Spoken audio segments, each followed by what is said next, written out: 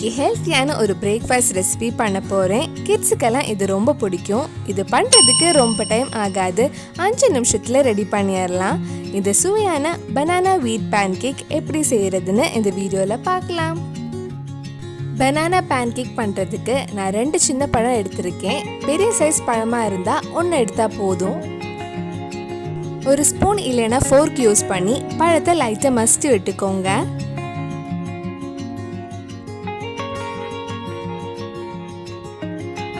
இந்த மாதிரி மசிச்சதுக்கு அப்புறம் இதில் 2 table spoon sugar, 2 table spoon melt பண்ண பட்டர் ஆட் பண்ணுறேன்.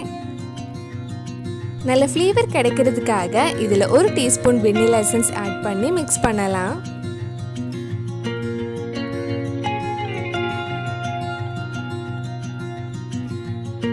நல்லா மிக்ஸ் பண்ணதுக்கு அப்புறம் இதில் 1 கப் கோதுமை மாவு ஆட் பண்ண போகிறேன்.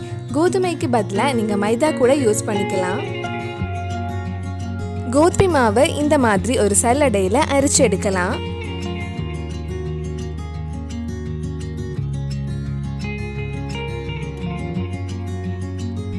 இது கூட 1 teaspoon baking powder, 1/4 teaspoon baking soda, கொஞ்சமாக உப்பு ஆட் பண்ணுறேன்.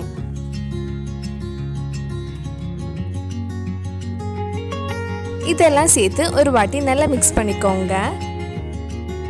இதுக்கு முன்னாடி நம்ம சேனலில் கிட்ஸுக்கெல்லாம் பிடிச்ச மாதிரி டோரா பேன்கேக் செஞ்சுருந்தேன். அந்த வீடியோ நீங்கள் என்ன பார்க்கலன்னா அதோட லிங்க் இதில் டிஸ்கிரிப்ஷனில் இருக்குது. மறக்காமல் அந்த வீடியோவும் போய் பாருங்கள். ஒரு வாட்டி மிக்ஸ் பண்ணதுக்கப்புறம் இதில் கொஞ்சம் கொஞ்சமாக பால் ஊற்றி மிக்ஸ் பண்ணுங்கள். நான் கிட்டத்தட்ட 3/4 கப் பால் எடுத்திருக்கேன்.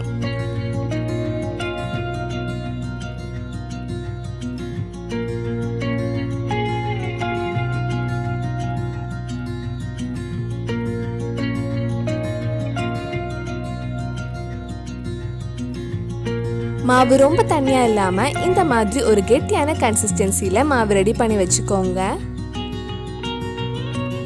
பேன்கேக் ரெடி பண்றதுக்கு ஒரு பேன்ல கொஞ்சம் பட்டர் தடவி இருக்கேன். இப்போ இதுல 1 கரண்டி மாவு எடுத்து ஊத்தலாம். ரொம்ப மெல்லிசாவும் இல்லாம ரொம்ப கெட்டியாவும் இல்லாம மீடியம் இதுல ஊத்திக்கோங்க. உங்களுக்கு பிடிச்ச ஷேப்பில் பேன்கேக் ரெடி பண்ணலாம். சின்ன பேன்கேக் வேணும்னா கொஞ்சம் மாவை எடுத்து சின்னதாக ஊற்றிக்கோங்க. இல்லை பெரிய பேன்கேக் வேணும்னா பெருசாக ஊற்றிக்கலாம். ஒரு சைடு வெந்ததும் மெதுவாக திருப்பி போட்டு இன்னொரு சைடு வேக வச்சுக்கோங்க. இந்த மாதிரி மிச்சம் இருக்கிற மாவுலையும் அழகாக பேன்கேக் ரெடி பண்ணலாம்.